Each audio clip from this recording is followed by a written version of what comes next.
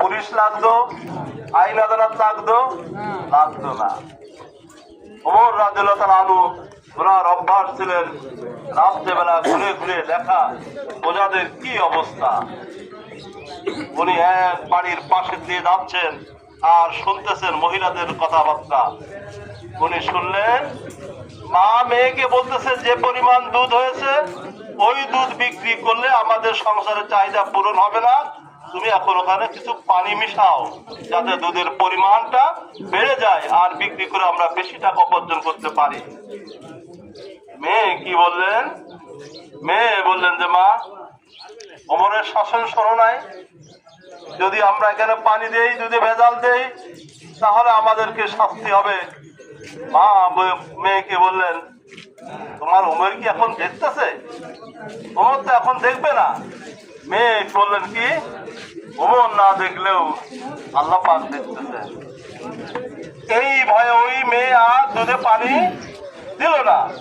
আমরা যদি আমাদের হৃদয়ের ভিতরে এরকম অনুভূতি তৈরি করতে পারি, আমার প্রত্যেকটা কাজ আল্লাহ পাক দেখতেছেন, আমার প্রত্যেকটা ভালো কাজ আল্লাহ পাক দেখতেছেন, প্রত্যেকটা অন্যায় কাজ আল্লাহ পাক দেখতেছেন।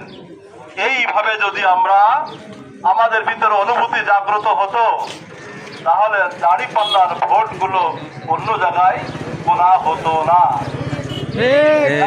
ঠিক। প্রিয় উপস্থিতি, আমাদের সময় সংক্ষিপ্ত, একটু পরে ইফতারি হবে, আমাদের আরো আবশ্যক আছে, আমরা ভবিষ্যতে আরো কথা বলার সুযোগ পাবো। আল্লাহ পাক আমাদের সবাইকে রোজা উপলব্ধি করে, রোজা হক আদায় করে, রায়ান নামক যে দরজা আমাদের জন্য উপস্থিত, সেই দরজা দিয়ে যেন আমরা জান্নাতে যেতে পারি, সেই আশাবাদ কামনা করে আমার কথা শেষ করছি। আমার আজকের ইফতার মাহফিলের সম্মানিত সভাপতি, বাংলাদেশ জামায়াত ইসলামী হরিণতলা থানার 3 নম্বর ওয়ার্ডের সম্মানিত সভাপতি জনাব মোহাম্মদ আমির হোসেন ভাই। আলহামদুলিল্লাহ।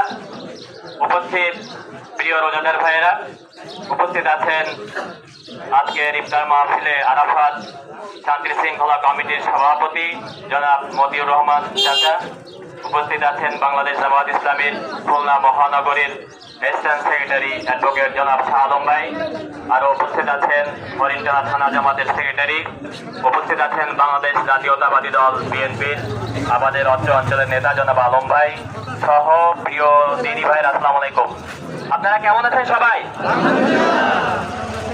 আমরা এখানে, আপনারা পিছন পর্যন্ত শোনা যায় আমার কথা? মাথায় শোনা যায়?